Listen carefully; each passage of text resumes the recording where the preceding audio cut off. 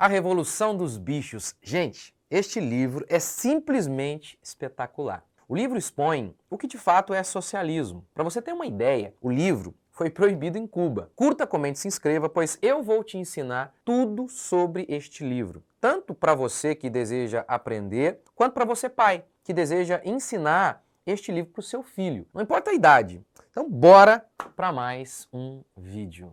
Vamos lá!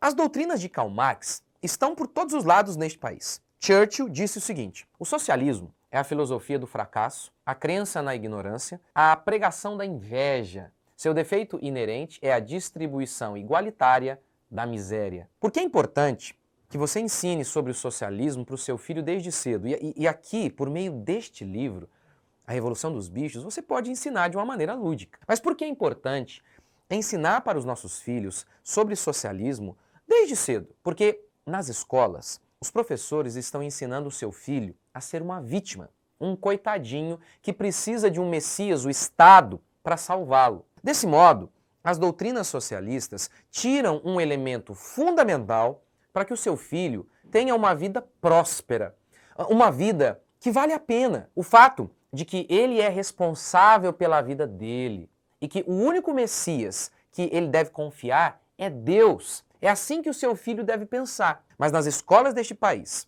e em muitos lugares deste país, eles vão tentar convencer o seu filho de que ele é uma vítima, um coitadinho, de que o seu filho, ele deveria se levantar cedo e dar duro para conquistar o espaço dele, ao invés de fazer como todos aqueles moleques maconheiros que estão lá na escola, que ao invés de levantar e dar duro, eles levantam e vão protestar numa praça, porque são vítimas, são um bando de vagabundo. Sim, a doutrina esquerdista suscita vagabundos. Então, para entender a Revolução dos Bichos, você precisa entender minimamente o que é socialismo e conhecer também um pouco da história da União Soviética, senão não vai dar para entender este livro espetacular. Sim, de maneira resumida, é isso que eu vou fazer aqui agora. Eu vou dar uma pincelada para você no que é o socialismo e na história soviética para que você possa compreender o livro e eu vou te ensinar. No meu curso Homeschooling ao Alcance de Todos, eu dou uma dica de leitura. Como que a gente lê bem? E uma dica é, assim, leia com um professor. Então eu faço isso constantemente. Livros atuais, para livros atuais você não precisa muito disso, mas livros, principalmente livros antigos, livros clássicos, é fundamental que você leia com um professor, através de uma resenha como esta, por exemplo, ou de um professor por meio de um comentário que explica o livro. Para ler este livro aqui, não basta apenas sentar lá e começar a ler. É fundamental que você entenda um pouquinho o que é socialismo e um pouquinho o que é a história, o que foi a história da União Soviética, para que você possa compreender o livro. E aí então, você vai ensinar ao seu filho. E veja, tem pessoas que ficam falando, né? Ah, eu preciso ler por mim mesmo. Não, o que você precisa é entender as coisas. E, ora, se você não precisasse de ninguém para te ajudar, você nem mesmo precisaria do livro. Porque o livro já é alguém te ensinando alguma coisa. Então, esquece essa bobeira. Sempre se utilize disso, de um bom professor que te ajuda a entender uma obra. Não há pecado algum nisso. Então, resumidamente, vamos explicar um pouquinho o que é o socialismo. Para Marx, o que move o mundo é a luta de classes. Mas por que há classes, né? Ricos e pobres, burgueses e operários? Porque há propriedade, diria Karl Marx. Quando alguém diz, isso aqui é meu, aí você constitui a divisão do mundo em ricos e pobres. E por conta dessa divisão, o mundo viveria em guerra, diria Karl Marx. Ora, se a propriedade gera as classes rico e pobre, e as classes geram as brigas, bastaria destruir a propriedade para acabar com as classes e, consequentemente, com as guerras, diria Karl Marx. Por isso, Marx disse, toda a doutrina comunista pode ser resumida num preceito, a destruição da propriedade privada. Não vai ter mais esse negócio, isso aqui é meu. Agora, tudo é de todo mundo. E Marx, então, previu que os operários iriam tomar à força a propriedade, os meios de produção, e o paraíso desceria à terra. Não haveria mais pobres, não haveria mais brigas, pois tudo seria de todos, né? Daí, comunismo, tudo em comum. Tá bom, e agora vamos partir, isso é um resumo, eu dei aí em questão de 2 minutos, mas é exatamente isso que é o comunismo.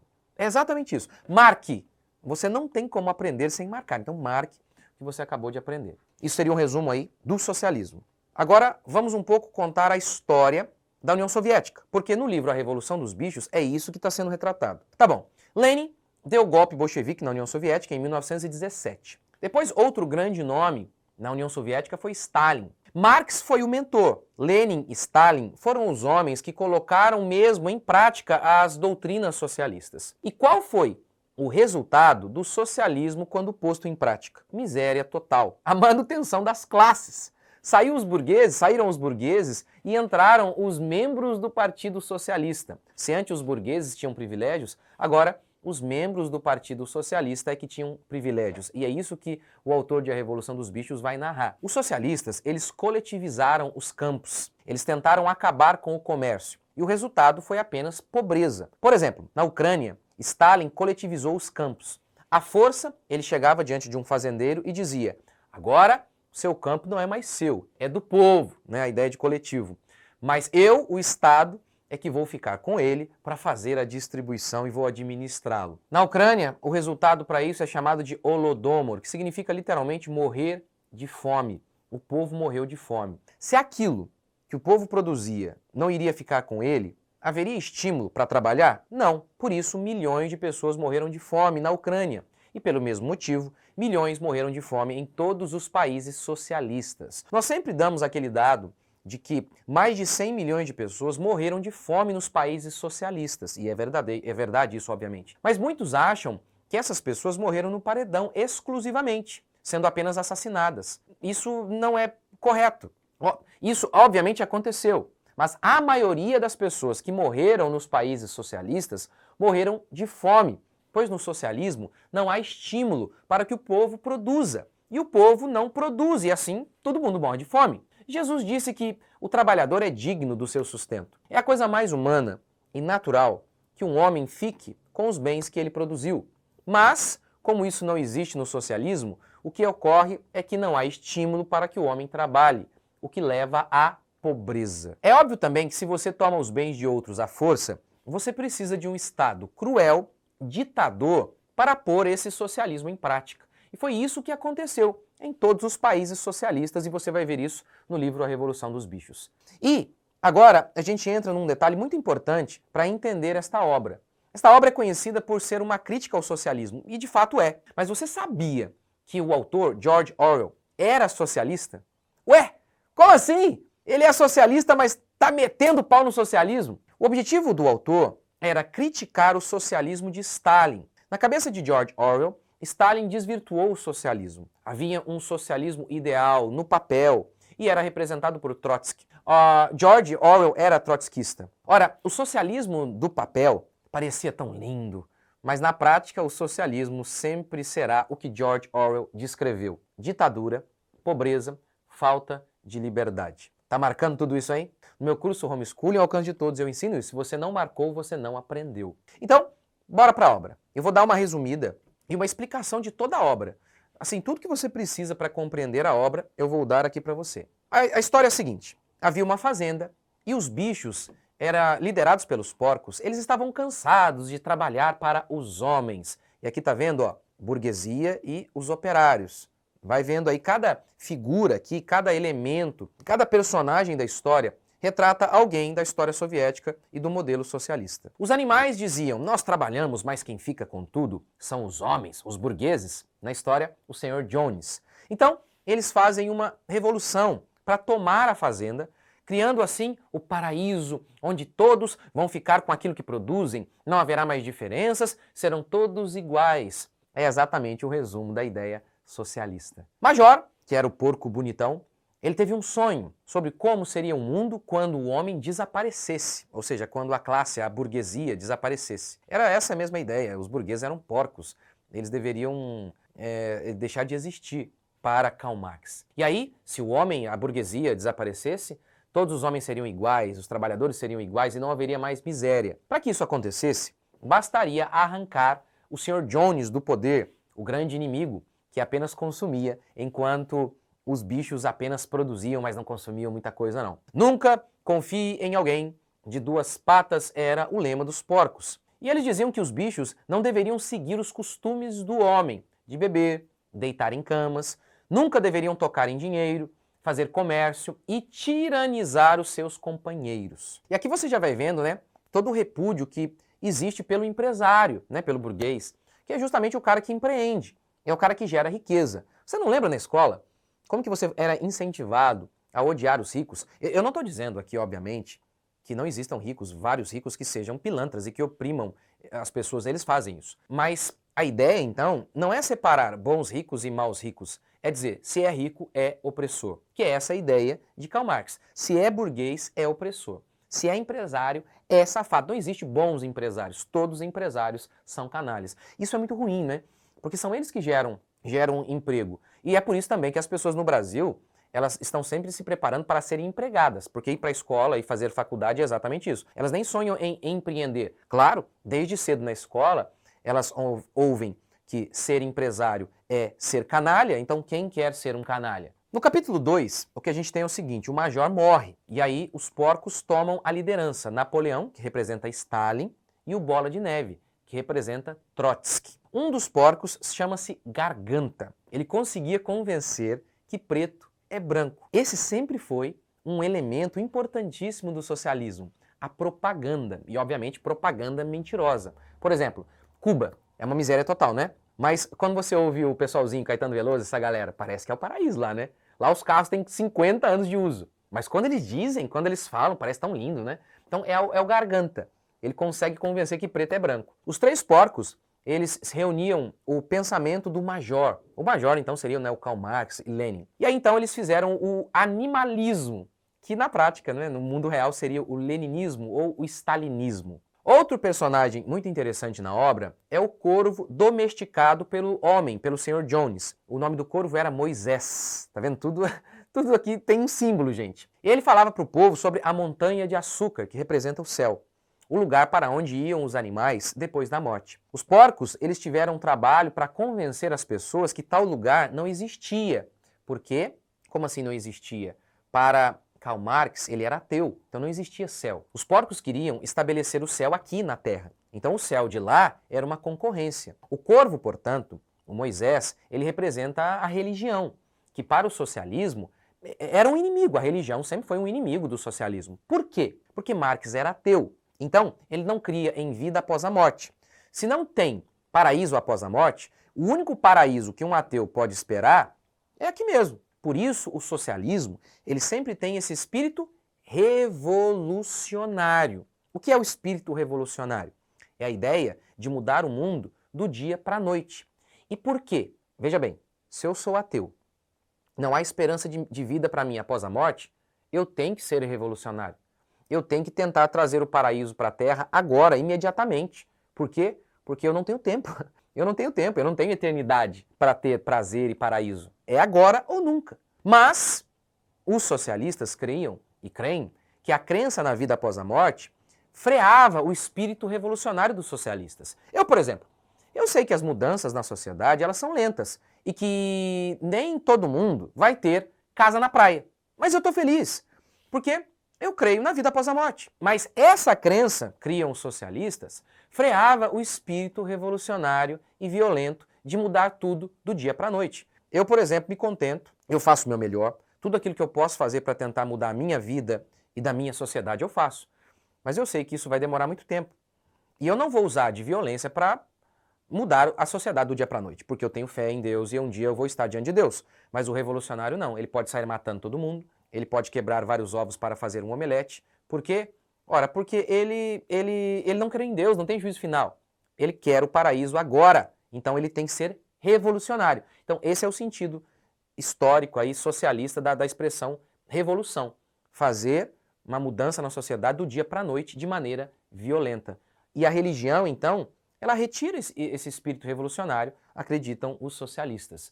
E por isso eles são contrários à religião. Esse é um dos motivos, né? Outros personagens muito importantes na obra são Sansão e Quitéria, que eram os cavalos que eram bons para trabalhar, mas péssimos para pensar. Ou seja, eles representam os idiotas úteis. Essa é uma expressão, não sou eu que inventei, é uma expressão utilizada para se referir àquelas pessoas que muitas e muitas vezes são usadas como um burro de carga, um cavalo de carga, para levar a obra socialista avante. Mas essas pessoas nem sabem mesmo o que elas estão fazendo. Um exemplo disso seria a Anitta. É um povo que nem sabe direito o que está fazendo. Você lembra? Ela fez uma live com... Esqueci o nome da moça lá. E ela nem sabia o que ela estava falando. Ela não entendia nada de política, mas ela defende as políticas esquerdistas. Então esses cavalos aqui representam esses idiotas úteis. Não sabem nada do que estão falando, mas eles são um rosto forte o bastante para levar a obra socialista, o ideal socialista, avante. Sansão, então, é um cavalo muito forte, mas burro. E ele tinha apenas 2 lemas. Napoleão, sempre tem razão. Aí você pode traduzir aqui para o Lula, mesmo que ele seja preso, com 1000 provas, 3.000 evidências, ele está sempre certo, Lula é inocente. Então, Napoleão sempre tem razão e eu tenho que trabalhar mais. Esses eram os 2 lemas do Sansão. Napoleão tem sempre razão e eu tenho sempre que trabalhar mais. Não importa o que aconteceria. O que acontecia, esta era sempre a solução dele. Na obra, o Sr. Jones, o homem, né, o burguês, aparece como aquele que explora os animais. E a gota d'água para os bichinhos acontece quando ele sai para beber e esquece a comida dos bichos. Aí então, eles dão um golpe, estabelecem a revolução e no piscar de olhos, porque a revolução é sempre assim, está feita a revolução. Os animais tomaram os meios de produção. Os bichos chegam à mansão, né, que tinha uma mansão na fazenda, que era maravilhosa por sinal. E eles prometeram que essa mansão ficaria ali como um museu e que ninguém iria morar ali. Napoleão e Bola de Neve, os 2 porcos, que representa Stalin e Trotsky, lembra? Eles disseram que eles aprenderam a escrever e eles mudam o nome da Granja do Solar para a Granja dos Bichos. São declarados os 7 mandamentos da granja. Primeiro, qualquer coisa que ande em 2 pernas é inimigo. Segundo, qualquer coisa que ande em 4 pernas ou tenha asas é amigo. Terceiro, nenhum animal usará roupas. Quarto, nenhum animal dormirá em cama. Quinto, nenhum animal beberá álcool. Sexto, nenhum animal matará outro animal. Sétimo, todos os animais são iguais. Os bichos agora estão no poder e eles foram ordenhar as vacas e foram colher o feno. Era questão de honra fazer em menor tempo do que os homens. Ora, quando eles voltaram, o leite havia sumido. Quem será que foi, né? Já tinha um lulinha lá, né? Aqui, a gente já tem outro tema muito importante, que é a Guerra Fria. Essa ideia, né? Eles tinham que fazer em menor tempo do que o homem, eles tinham que produzir mais do que o homem. Isso é um tema da Guerra Fria. Os Estados Unidos e a União Soviética foram as 2 grandes potências vitoriosas na Segunda Guerra Mundial. Mas com o término da Grande Guerra, iniciou-se uma Guerra Fria. Ou seja, eles não saíram no tapa de fato, mas competiam entre si para mostrar qual modelo econômico era melhor. E você vai perceber isso ao longo aqui do livro A Revolução dos Bichos. Os bichos o tempo inteiro tentando mostrar que eles produziam muito mais do que o Sr. Jones, que o modelo socialista era muito mais produtivo do que o modelo capitalista. No capítulo 3, todos estão trabalhando juntos na colheita, tudo em comum. Eles fizeram a maior e mais rápida colheita até então, ninguém brigava, ninguém roubava, era um paraíso. A produção ficava toda com eles. Sansão, o cavalo, trabalhava muito, muito mais que os outros. A égua mimosa já não gostava muito de levantar cedo e ela sempre saía mais cedo do serviço. O gato nunca era achado na hora de trabalhar. O burro continuava do mesmo jeito, trabalhador, mas nada de fazer perguntas sobre a revolução.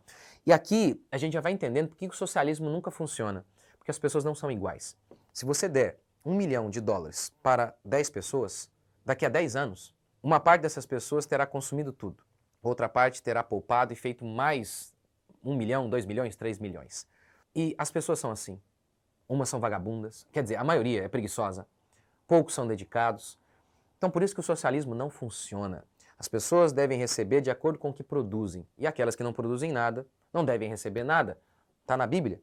Aquilo que o homem plantar, ele vai colher. Faz um experimento socialista na vida, aí na sua casa, com seus filhos. Se você tiver 4 filhos, estabelece assim, ó, vai ser tudo em comum aqui agora. Independentemente do que vocês fizerem, vocês vão ganhar. Você sabia, na União Soviética, eles tinham que obrigar as pessoas para ir para o trabalho, porque não havia estímulo, já que eles não ficavam com aquilo que produziam. Ia tudo para o povo, mas no final nunca chegava para eles, né? Os bichos, no livro, eles estabelecem os comitês, né? Bola de Neve, ele inventou vários para proteger cada classe. Esses são os sindicatos, né? Comitê da Produção dos Ovos, Caldas Limpas, e o maior deles era o Comitê da Reeducação, que, no geral, foi um fracasso.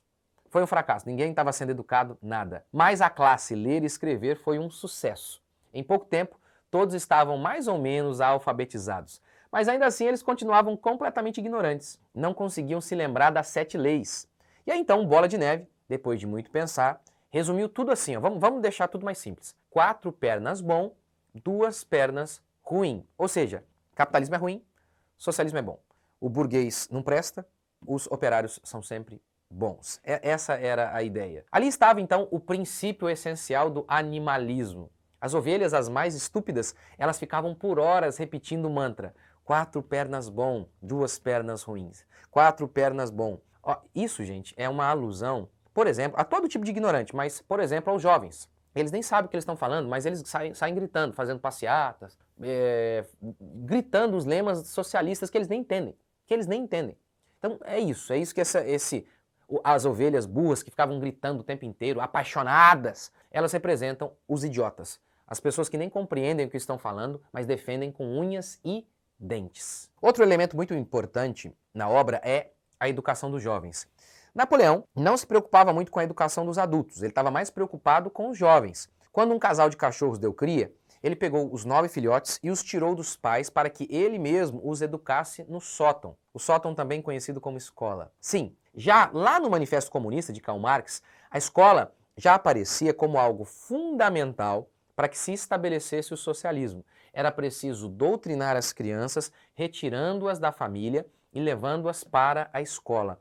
Gente, esse foi um dos grandes motivos, depois que eu comecei a estudar socialismo, esse foi um dos grandes motivos que me levou a tirar o meu filho da escola, por perceber as doutrinas socialistas em todos os colégios, infelizmente até nos colégios cristãos. Vou deixar aqui para você o meu link do meu curso Homeschooling ao alcance de todos. Enfim, os porcos, eles levaram os cachorros para o sótão e os mantiveram ali em total reclusão. Logo, toda a fazenda acabou se esquecendo desses cachorrinhos. O mistério do leite.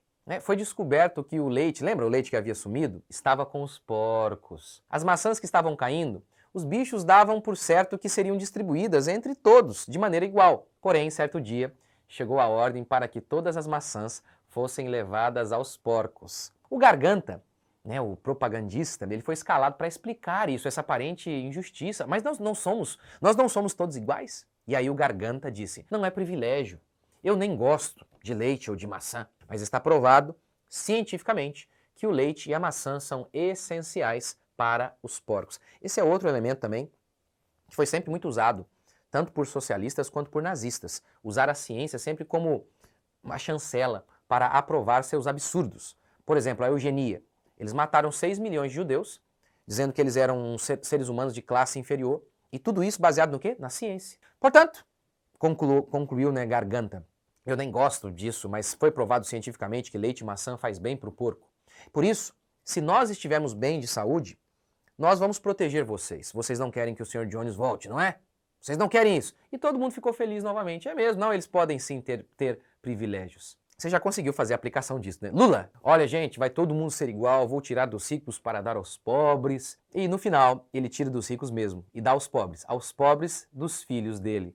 E dá para ele mesmo, compra sítio em Atibaia, triplex, é isso. E aí você vai ver um lema do livro, mas nós não somos todos iguais? Porque os porcos estão tendo privilégios? Sim, todos são iguais, mas alguns são mais iguais do que outros. A frase é simplesmente genial, Porque assim, como assim alguém pode ser mais igual que o outro?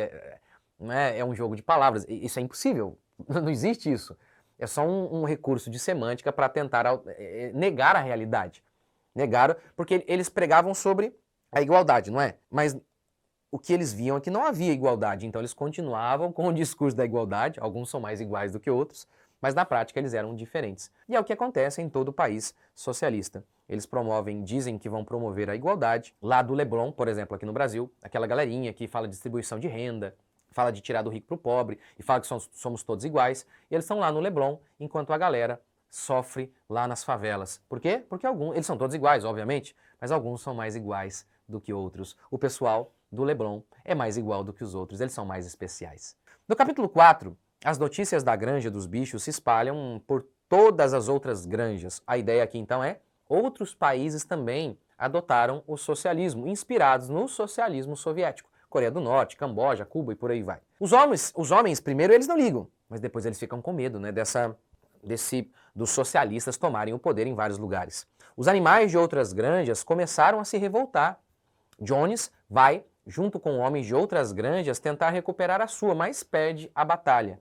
Isso significa que, em vários países socialistas, a Revolução Socialista foi feita. Capítulo 5. o moinho de vento, ou seja, a introdução da tecnologia. Como eles eram mais inteligentes, os porcos administravam tudo. Mas Bola de Neve e Napoleão, eles começaram a ter atritos, como de fato foi na história soviética, não é? Entre Stalin e Trotsky. Um dos motivos da discórdia foi o moinho de vento, que foi um causador de divisão. Com a invenção, Bola de Neve dizia que o moinho de vento iria melhorar muito a vida dos bichos, que eles iriam precisar trabalhar apenas 3 dias por semana. Napoleão, por sua vez, estava mais preocupado em aumentar a produção e não ligava muito para esse negócio de moinho de vento, não. A granja ficou dividida. No livro O Capital de Karl Marx, ele criticava a tecnologia, dizia que ela tirava o emprego dos trabalhadores, mais uma das muitas burrices do socialismo. Outra disputa foi sobre a defesa da granja. Napoleão dizia que eles deveriam apenas se defender. Bola de Neve dizia que deveria se enviar pombos às outras granjas. E todos, então, se todos se revoltassem, assim não haveria mais necessidade de se defender, pois não haveria mais homens. A ideia, então, aqui é do nacionalismo e da ideia de Karl Marx, do socialismo internacional. A ideia era a seguinte: trabalhadores do mundo, univos, ou seja, a ideia era de que a classe deveria se unir de maneira internacional. A nação dos socialistas era a classe deles. Eles iriam se unir em todo o mundo. Então aqui a gente tem a ideia nacionalista e a ideia dessa política internacional do socialismo sendo aplicado no mundo inteiro. A inauguração do moinho. Durante a reunião, que acontecia com regularidade, isso representava a ideia de democracia, o Bola de Neve ele começou a falar sobre os benefícios do moinho. Não havia mais dúvidas sobre a votação, todo mundo queria o moinho. Mas de repente, entraram 9 enormes cachorros que perseguiram o Bola de Neve, que acabou fugindo. Napoleão então disse que não havia mais necessidade de reuniões, era apenas perda de tempo aquilo. Os animais continuariam a se reunir no domingo, jurar a bandeira, cantar o hino e receber as ordens, mas não haveria mais debates. Todos ficaram chateados, mas a maioria não conseguia reunir as ideias. Os únicos que conseguiam eram os porcos, mas quando tentavam falar, eles viam os ferozes cachorros rosnando. Então as ovelhas gritavam um mantra: 4 pernas bom, 2 pernas ruim. E assim as discussões acabavam. Isso aqui é mais uma vez então a ideia dos jovens que são doutrinados na escola e depois eles acabam defendendo o Estado socialista. Por exemplo, quando um jovem sai lá dizendo assim: eu quero educação grátis, no final ele pode estar aparentemente xingando o Estado, mas ele está defendendo o Estado. Porque educação grátis significa o quê? Que o Estado vai pegar impostos e vai trazer para ele. E ele vai gerir a educação. Então é isso que esse elemento aqui dos cachorros representa. Eles são doutrinados na escola, separados da família, e então, posteriormente, eles vão acabar defendendo o Estado socialista. Esse foi um grande motivo que me levou a tirar meu filho da escola. O Garganta, mais uma vez, ele vem para contornar a situação. Ele diz que a liderança é um fardo, mas que Napoleão está disposto a tomar a liderança. Ele diz que ele está protegendo os bichos porque eles não sabem escolher por eles mesmos. Ei, vocês não querem a volta do Sr. Jones, não é? Então tá vendo aqui, ó, essa é a ideia do Estado socialista, como é no Brasil. Você não sabe escolher por si mesmo, por isso que tem que ter creche, gerida pelo Estado, o INSS, que é a aposentadoria gerida pelo Estado, porque você é um bebê, você não sabe ser um ser livre. Então essa é a ideia por trás aqui. Capítulo 6, o começo da quebra das regras, o bode expiatório. Os animais trabalhavam como escravos. As horas de serviço aumentaram e até no domingo eles trabalharam, o que de fato aconteceu na União Soviética. Mas o sacrifício era válido, pois era para o bem de todos. Porém, a produção começou a diminuir e eles sentiram falta de algumas coisas que não podiam ser produzidas ali. Eles não tinham adubo, várias ferramentas não tinham. Então, Napoleão começou a comercializar, vender ovos, que é a quebra das suas próprias regras, né? De não falar com os humanos, de não fazer comércio e nem mexer com dinheiro. Mas o porco dizia que era apenas para suprir as necessidades. E foi o que de fato aconteceu na União Soviética, que era contra o mercado, os socialistas eram contra o mercado, mas eles viram que na prática era impossível, eles tinham que ter comércio. Do contrário, todo mundo ia morrer de fome. Muita gente já estava morrendo. Os porcos começaram a dormir nas camas, os bichos reclamaram. Então foram ler a lei, que agora estava escrita assim, ó: não dormirás em camas com lençóis. Tá vendo? A lei era: não poderá dormir na cama, mas agora não pode dormir na cama com lençol. É o povo que acha que a gente é idiota. Um exemplo claro disso. O que a Rede Globo diz para nós? Fique em casa. Mas agora, o que ela falou? Não, fique em casa se puder. Não, vocês não disseram isso. Mas é assim que eles fazem. Eles pensam que por meio da linguagem, de um recurso semântico, Eles podem nos tapear e mudar a realidade. É a garganta, né? O moinho de vento caiu. Eles disseram que a culpa era do Bola de Neve. E esse é outro elemento também em todo país ditatorial, né? A culpa é sempre de alguém de fora. Cuba, por exemplo. A culpa da pobreza não era o socialismo e a corrupção deles, mas o embargo feito pelos Estados Unidos. Na escola, o que é ensinado é o seguinte: todos os países pobres não são por culpa de suas políticas socialistas, mas por culpa dos Estados Unidos. Então é uma desgraça. Capítulo 7, o bode expiatório. A fome chegou, mas eles não podiam deixar os homens saberem disso. Então enganaram o senhor Whymper, o homem que vinha fazer negócio com eles. O Napoleão mandou encher de areia os baldes vazios e forrar com cereal. Com isso, o Whymper contava para os humanos que havia abundância na granja dos bichos. Lembra das pedaladas fiscais da Dilma? É isso. Mentir sobre os números para parecer que estava tudo bem. Em Cuba também foi feito isso. Os turistas eram levados apenas nas partes bonitas de Cuba. Então tudo parecia um paraíso. Você não vê? Quando artistas falam de Cuba, de países socialistas, é garganta.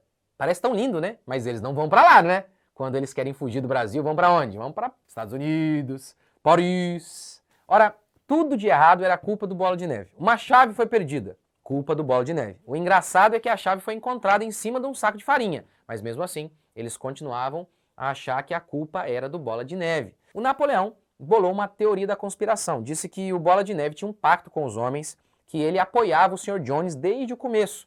Mesmo que o Bola de Neve tivesse sido ferido na batalha, morrido, fosse embora, eles continuavam dizendo que o Bola de Neve era aquele que conspirava contra o povo. Ou seja, é a estratégia deles, né, para nunca assumir os seus erros. Sempre dizer que a culpa é de qualquer outro. Napoleão matou os 4 porcos por serem os mais espertos. Eles questionavam as atitudes do Napoleão. Por isso ele os matou. Matou também as 3 galinhas que não queriam entregar a Napoleão os seus ovos. E mais um monte de gente começou a confessar coisas que eles nem tinham feito. Mesmo assim foram mortos. Foi isso que aconteceu em todos os países comunistas. As pessoas que se opunham ao regime eram mortas. Aquelas que não queriam entregar os seus bens eram mortas. No Brasil também, aquele que decide questionar alguns senhores supremos aí são presos. Capítulo 8. O culto à personalidade. Napoleão não era mais chamado pelo nome. Agora ele era o líder, o pai de todos os bichos, o terror da humanidade. Era normal atribuir a ele o crédito por tudo. Uma galinha botava um ovo, era graças ao Napoleão. Foi criada uma música para ele, o Camarada Napoleão. Ele já não aparecia mais com frequência e quando aparecia era cercado pelos cachorros. Então é essa ideia, né, de que não apenas de um homem, mas da figura do Estado, né, do mito de que é o Estado que soluciona os nossos problemas. Tudo é o Estado que vai fazer por nós. Lembra, por exemplo, Olimpíadas. O Brasil não é melhor porque não tem um Ministério dos Esportes mais forte. Os Estados Unidos nem tem Ministério dos Esportes. Mas tá vendo? É sempre essa ideia, um mito, né, do líder, do Estado, aquele que é o solucionador dos nossos problemas. Mentira, mentira. Ensine isso pro seu filho. O Estado é só um prédio com burocratas. É o seu filho que precisa levantar cedo e dar duro. Ninguém vai fazer nada por ele, não. Capítulo 9. As regalias dos porcos e o racionamento de comida. A fome apertou, as colheitas diminuíram, mas o Garganta, ele nunca dizia que precisavam fazer uma redução, e sim reajustamento. É claro, porém, que para os porcos não tinha redução nenhuma. Garganta, no entanto, com base em dados estatísticos, dizia que eles comiam melhor e eles trabalhavam menos do que na época do Sr. Jones, na época capitalista. Os animais sabiam que a vida estava horrível, mas eles gostavam de acreditar que antes era pior. Foi determinado que, ao se deparar com um porco, os outros animais deveriam dar passagem. Não eram todos iguais? Mas alguns são mais iguais do que outros. Além disso, os porcos ganhariam o direito de usarem uma fita vermelha aos domingos. Napoleão era o único que podia comer açúcar, porque os outros não podiam. Ele dizia que engordava. A cevada foi dada toda ela aos porcos. Logo, eles estavam bebendo. Ou seja, isso tudo serve para mostrar que tudo aquilo que havia de ruim no capitalismo estava acontecendo no socialismo, mas de uma maneira muito pior. E se por um lado a vida estava mais difícil, diziam eles, por outro ela estava mais digna, havia desfiles, músicas, comemorações, a revolução dos bichos, o que de fato acontecia demais na União Soviética. Então, graças a tudo isso, eles conseguiam esquecer que estavam de barriga vazia. Proclamação da República. Foi proclamada a República, apareceu apenas um candidato, Napoleão, que foi eleito por unanimidade. E isso é para mostrar que todo país socialista sempre foi uma ditadura, mas eles sempre dizem ser democráticos, como no Brasil, por exemplo. Nosso país é dividido numa república, 3 poderes, mas o Lula comprou, né? O mensalão foi o quê? Ele comprou No Brasil, na prática, ele dominava tudo. Então falam de democracia, de liberdade, mas na prática eles são ditadores. Matando Sansão. Sansão, o cavalo, lembra? Estava doente. Napoleão disse que o levaria para ser tratado fora da granja. Quando o caminhão chega, todos ficaram muito felizes. Mas Benjamin deu o alerta. Seus idiotas, olha o que está escrito no caminhão. Alfred Simões, matadouro de cavalos, fábrica de cola. Isso é um símbolo do trabalhador comum. O idiota útil que acredita nas doutrinas socialistas, que defende o Lula e tantos outros, mas no final ele serve apenas de cola para o sapato desses caras que vivem pisando em todo trabalhador. Capítulo 10, chegamos ao final. A pobreza só aumentava. As ideias prometidas de apenas 3 dias de trabalho haviam sido esquecidas. Napoleão dizia que a verdadeira felicidade era trabalhar bastante e viver humildemente. Assim, a granja havia se tornado rica, sem que nenhum animal estivesse mais próspero. Agora, os porcos estavam andando sobre 2 pernas e recebendo os homens como amigos. No fim, a granja voltou a ser chamada pelo antigo nome e os porcos já não tinham mais diferença dos humanos. Assim acaba a história. Ou seja, o socialismo, ele prometia fazer melhor do que o capitalismo. No final, foi muito pior. Os socialistas reproduziram os vícios capitalistas e foi uma desgraça total, né? Então, assim, o que esse livro e a história mostra é que o livre mercado é a melhor coisa que existe. O capitalismo, dentre os piores, é o melhor sistema que a gente conhece. E que o socialismo não funciona. É uma desgraça total. E no final, todos esses caras que dizem defender os pobres, que dizem defender o socialismo, que dizem defender a igualdade, no final, eles são piores do que os piores empresários, os mais gananciosos. É isso que a Revolução dos Bichos tem para nos dizer. Gente, nós vamos deixar aqui para vocês o link para que vocês possam adquirir este livro pela metade do preço. Leiam com seus filhos várias vezes. Leia quando eles forem pequenos, mesmo que eles não entendam. Eu explico isso no meu curso Homeschooling ao Alcance de Todos, como ler, né? Várias vezes o mesmo livro. Há várias maneiras, várias camadas de leitura. Então, a primeira leitura é essa, leia, mesmo que eles não entendam quase nada, apenas os bichinhos, que eles pensem que é apenas bichinho, não tem problema. Depois vocês leem, conforme eles forem se desenvolvendo, vocês vão ler de uma maneira um pouquinho mais profunda. E depois eles mesmos vão ler. Você pode também fazer um estudo atrelado a este livro, com documentários. Tem alguns documentários aí de como era a União Soviética.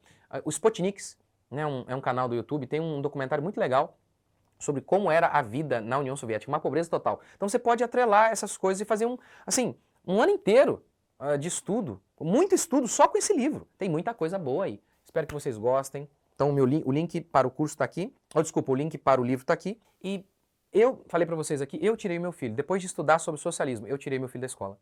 Infelizmente as escolas estão dominadas pela esquerda. Se você quiser, adquire o meu curso. No mínimo você vai enriquecer muito a sua família, mesmo que você não pratique homeschooling. Deus abençoe, até a próxima.